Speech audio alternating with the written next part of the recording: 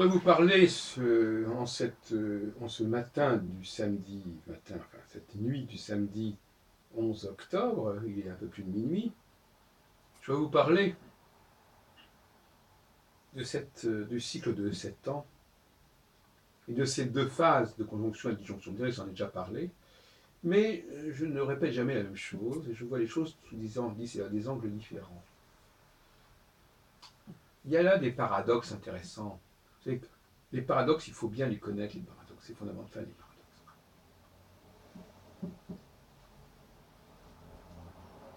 Par exemple, le paradoxe, c'est que c'est lorsqu'on n'a pas besoin des gens qui viennent vers vous. Et que lorsqu'on a besoin des gens, ils ne viennent pas vers vous. Enfin, je veux dire, je simplifie. Et quelque part, c'est un paradoxe. Quand je suis tout plein d'intensité, quand je suis complètement moi-même, complètement au maximum de moi-même, je n'ai pas besoin des autres. Je peux m'en passer. En tout cas, en tant qu'homme, je peux m'en passer. Mais c'est à ce moment-là, justement, que les gens s'intéressent à vous, parce que justement, vous avez quelque chose à leur donner. Alors, il faut réfléchir, il faut méditer sur ce paradoxe. Qui n'en est peut-être pas un, mais enfin, qui est quelque part surprenant par certains côtés. Et inversement, j'exagère peut-être un peu, quand nous sommes en manque, nous perdons confiance en nous, par exemple, quand nous n'avons plus le même potentiel, eh bien, à ce moment-là,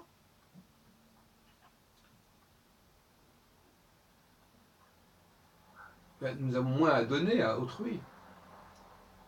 Et à ce moment-là, il se crée une espèce de relation que j'appellerais une relation d'échange, assez ambiguë, je dois reconnaître.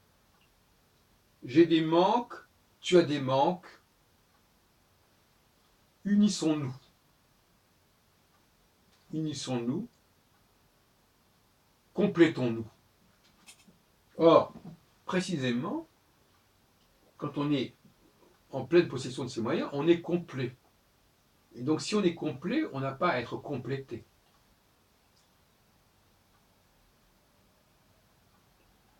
Et inversement, quand on est incomplet, on peut être complété. Qu'est-ce que je veux dire par là? Je veux dire par là que les relations sont très différentes selon ces deux temps. Et je vous invite à y réfléchir en regard de votre propre expérience personnelle de la vie. Si vous connaissez un petit peu le cycle de Saturne et le cycle de 7 ans, c'est l'occasion de vous servir de votre savoir.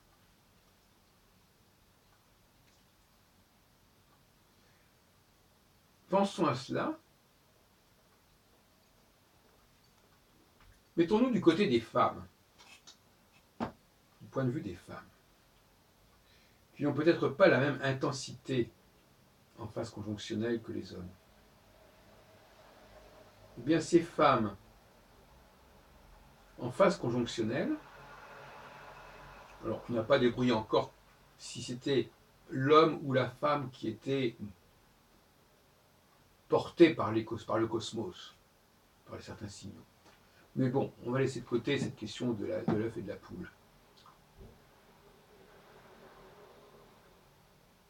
En phase conjonctionnelle, les femmes vont vers des hommes, et même elles vont en nombre.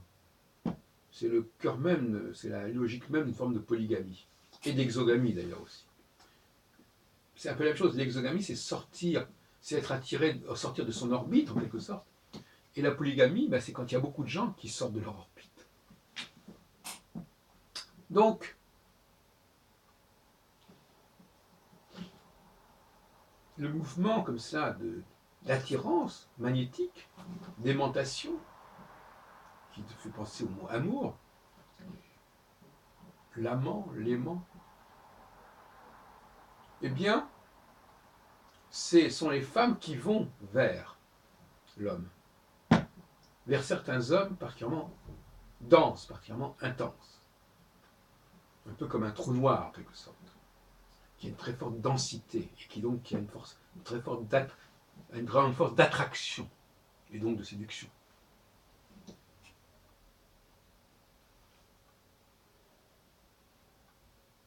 Ces femmes-là, elles sont obligées de partager le même homme en quelque sorte, c'est certain.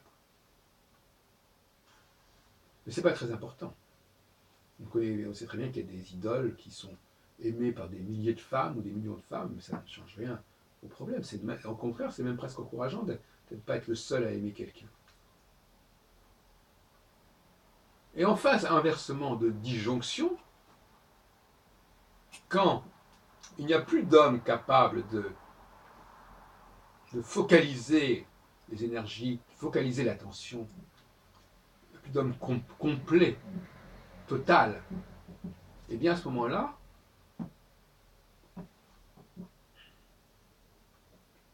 le rapport entre les hommes et les femmes change, bascule. C'est-à-dire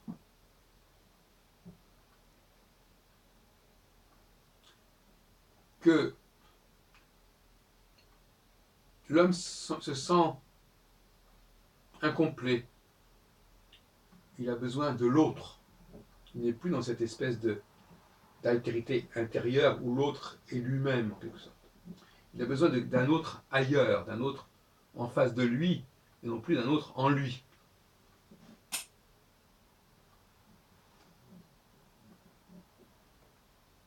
Et là, il y a une autre philosophie du couple, une autre philosophie de la relation, où la femme devient un peu la protectrice, celle qui vient compléter, celle qui vient combler un manque.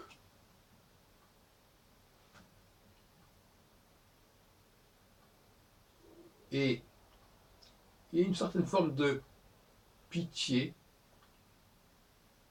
de tendresse, d'attendrissement pour un homme qui n'a plus tout à fait l'énergie nécessaire. Un homme qui est sur le déclin, par exemple.